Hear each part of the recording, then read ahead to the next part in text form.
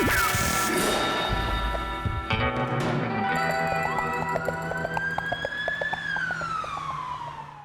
marrë një kredi në emrin tim dhe këtë kredin i kam bërë nder Eliona. Kredi në emër të dikuj tjetër, diçka që nuk ndodh shpesh kur merren parasysh pasojat në rast mos shlyerje. Por në këtë rast, Amarildo, një 26 vjeçar nga Berati, pranoi të ndihmonte një bashkëmoshataren e tij, e cila Ka qenë në një lidhje me një të njohurin tim. një marrëdhënie mistie, e cila supozohet të qëndronte e fortë edhe pasi raporti sentimental i vajzës me të njohurin e Amarildos të përfundonte. Dhe në fakt kështu duhet të ndodhte, sepse Pasi shkëputi marrëdhënien me kushërinë tim, merr mamin tim në telefon edhe hapa unë telefonin. Më tha, ty doja të flisje, më tha. Thashën që po, më thuaj, thashën çfarë ke, çfarë problemi ke, thashën. Tha, më vjen do të te agjencia, tha, që të takojmë, tha, në afër që të flasim. Më thotë mua, do më beshin deri se jam rrugë. Më thashun me banka, thashun mua mos më ngatroj, thashun se kam babain tim, thashun duke vdekur dhe s'po marrë 200.000 lekë për babain tim. pavarësisht se në nisje të bisedës i riu tregohet i prerë, pas pak minutash ai bindet dhe vendos të bëjë diçka që jo çdo kush do ta bënte. Të marrë një kredi për llogaritë të vajzës, por në emrin e tij. Si u bindet i kaq shpejt për ta ndihmuar? Sepse më erdhi keq. Në çfarë viti e ke marrë? Vjet, si në të muaj.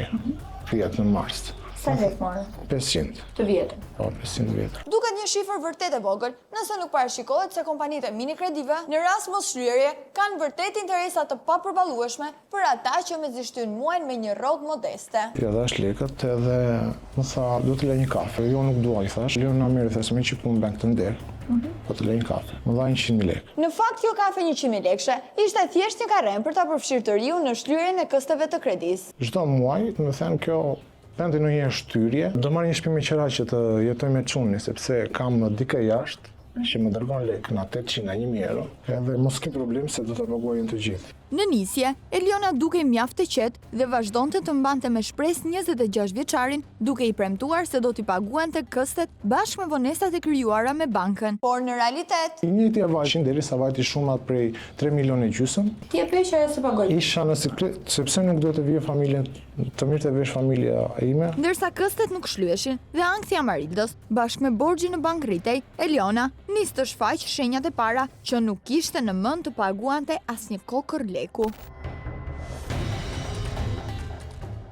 Pa mos e kam harruar edhe ti, se dhe unë kam rritën për banga, në për budalliqe, e kam harruar. Ja të pushoj shiu pastaj dhe ta mbyllu te Westeri këtu poshtë, këtu e kam. Por një ditë më vonë, sikur të mos i kishte thënë gjithë këto fjalë, rikthehet në çate me një ton më të zbutur, duke u betuar që gjithçka do të zgjidhej. pasi nesërmja dhe pas nesërmja kalojnë, Amarildo i rikujton borxhlies se premtimi nuk po mbahet. Por Eliona nuk duron as pak që dikush t'i kërkoj lekën mbrapsht. Kjo gjë duket se vërtet të zemëron. Kur të kem do t'i jap po të them. Dhe unë po të flas si njeri që nuk kam. Erdha këtu para kohë sepse më zuri i rrota bishtin atje ku isha pa lek në Shqipëri. Dhe puna këtu fillon në fund të prillit. Dhe po të them që do ta paguaj. Nuk po të them që kam edhe nuk dua t'i jap. Ka gjë nuk kupton, ti po ke shko pagoje, se unë do t'i kthej ty nesër. Dhe më tregon mua ajo familjen e kam stresuar jo kështu.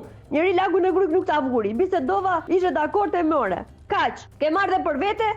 Po të flasi njëri, mua telefoni qiter më mi bjerë, se jam në punë, jam me fëmijë, jam me burr, jam me familje. Dhe Amarildo ju bind këtij urdhri. Por sa më vajza e telefonoi, ai u tregua edhe një herë i gatshëm, sepse Elionës i duhej një tjetër 500-çe. Po vlla, po të më bëjnë der të bëj dhe unë der ta e qafe, e kupton? Ti s'do, po rri pra, i bën tjetri, 300.000 lekë e jep tjetri një kafe, se s'ta bën njëri, edhe pse s'është asnjë gjë një garant, një firmë edhe dhe ikën, se s'ke lidhje ti. Kryesori i punës ikën emrin Tiranë, s'ti ikën ty. A kuptove? Do ta bësh apo jo, po them dhe një herë. Madje kjo gjë ndodhi edhe në 2 raste të tjera, me një total prej 2 milion lekësh të vjetra. Por a ktheu gjë Eliona? Nuk ka mundësi, do të paguaj, s'po më dërgon ai. Kur u ndërpre komunikimi jot me Elion?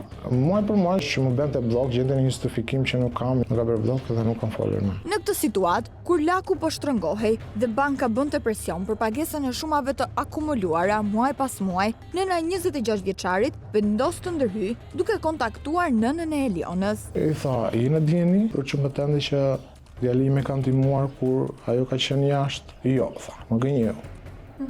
Nuk jam në djeni. Unë kam 2 vjetë që s'flas me çupën, më tha mamaja e saj.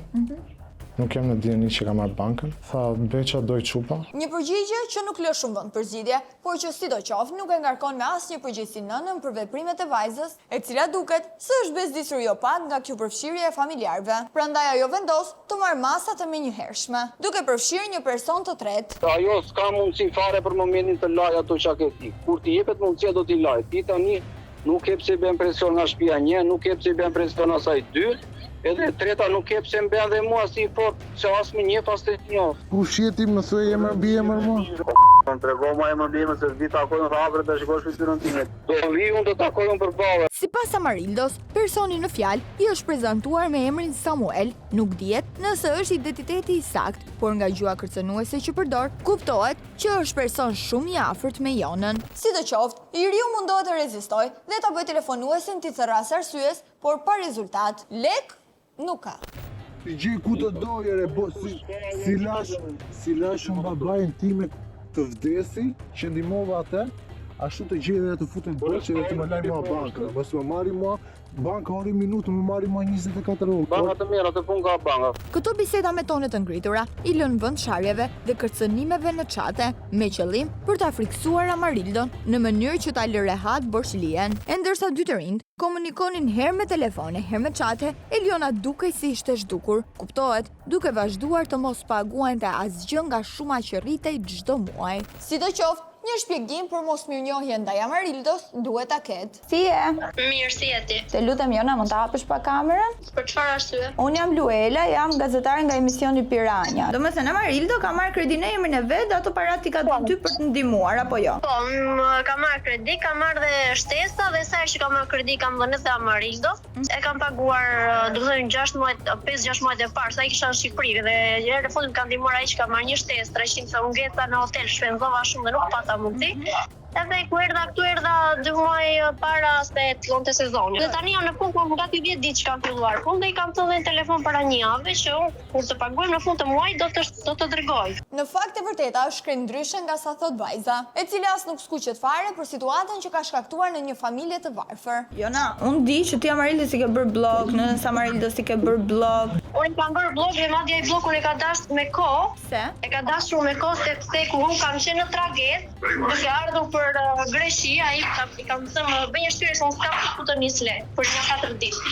Dhe më ka treguar mua video intime të organit gjenital të vetit. Këto gjërat marrin një tjetër rrjedh, sepse në nisje, Amarildo na kishte thënë që Eliona kishte një lidhje me kushëririn e tij, por pas ndarjes së çiftit, ai duket se i ka dërguar një video intime. A di çka të dërgoj një video? Po nise, pa të keqja, sepse do me shkrim. Ti pse i the nise? Nëse ti je një vajzë me një partner, nuk i kërkon ti të nis videon. Jo këtu, nuk është se unë e dia çfarë ishte, ndaj që dërgojnë gjithmonë gjëra nga TikTok-u për të qeshur, humori gjëra. Me ato mendi, o po dërgohet ashtu. Unë di që videon e ke kërkuar ti apo jo? Ska shans, unë jam me burr. E kam 3 metra burrin, e kam biznesmen, nuk më ha mua shumë për këta Amarildo. Okej, ky diskutimi i matjes së burrit me metra, ndoshta nuk është pika thelbësore e një historie borxhi, prandaj le të kuptojmë arsyet e mosshlyerjes së kredisë. Nuk mendon që Amarildo ka një peshë, sepse ndihmuar ty dhe ti nuk e ke ndihmuar me këtë. Shiko, unë asnjëherë nuk jam qenë kundra, si ta them. Ta nënvlerësoj. Gjithmonë i kam thënë ke Berndira, sa ti ke jashtë? Mund të jë 100 euro për të veten tënde për shtëpi? E kupton? Se ka problem. Ti sa të filloj punë sepse marr 2700-2600 në muaj. Pra, ti merr 2700 euro në muaj, Amarildo merr asnjë rrogë minimale në Shqipëri, merr vetëm 300.000 lekë. Ti mujor tani ka shkuar 300.000 lekë dhe Amarildo o do paguaj kredin tënde, ose do bëj familje. Tani unë kam thënë të shkosh te kredinë e paguaj unë. Pra, po ti se ke paguar, sa kohë ka që se ke paguar? Shkurt mars. Unë kam thënë le të vë dhe unë vlerën time do ta paguaj. 1400, 1500 diçka e tillë. Në realitet, 1400 euro është shuma fillestare, sepse pas mos shlyerjes të kësteve, për muaj me radhë, tashmë bëhet fjalë për rreth 3000 euro borxh ndaj bankës. Por edhe këtu, e reja ka pretendimet e saj që lidhen me kafet që i ka dhënë të riut her pas here. Kur do ta paguar? 1400 dhe të tjerë ta paguaj ai ato që ka marrë. Jo, tani Amarildo nga 200 nga 300. Jona, Amarildo ai ka marrë shtesat për ty. Jo, për mua i ka marrë, po ka marrë dhe për vetë që ka kërkuar dhe i kam dhënë. Sa lek? ka marrë Amarildo? 3-4 herë i kam dhënë 150, njërë 90, njërë... Këto shuma që Eliona përmend janë të gjitha dhurata për kredimarsin, i cili në kushtet e moshlujës së kredis nga ajo, do duhet i kthejë në bank, madje me interesa. Sidoqoftë, pas një bisede të gjatë që kemi bërë, vajza duket se më në fund bie dakord me ne. Në mes të maj, do të filloj të i paguaj këto 300 që ka tani dhe pastaj çdo muaj deri në 1/2 sa më takon mua të paguaj. Por në realitet, pas i pagoj vetëm 2 këste, vajza na telefonoi nervozuar. Atisë nuk i paguaj mas një kokër leku. Jo me buka i me ku. Këtu çdo gjë kthehet pas, dhe në këtë kushte, Amarildo vendos të ndërmarr hapa ligjor. Ajo ka paguar vetëm 2 muaj keste dhe thotë që nuk do paguaj më sepse nuk kam, paguaj ti. Kështu që vendos që t'i bëj denoncim. Pasi merr vesh se çfarë po ndodh, vajza nxiton të na telefonoj duke kërkuar edhe një herë të negocioj. Kuptohet nga frika e kallëzimit të Amarildos. Të vejta tërheq se unë nuk dua unë policira. Pse po të them që çaj kam me gjithë vonesa doja jap. Unë kur të kthehem në Shqipëri, do t'i mbyll një 500. Tani nuk na mbetet tjetër, veç se të presim ardhjen e saj dhe shlyerjen e detyrimit.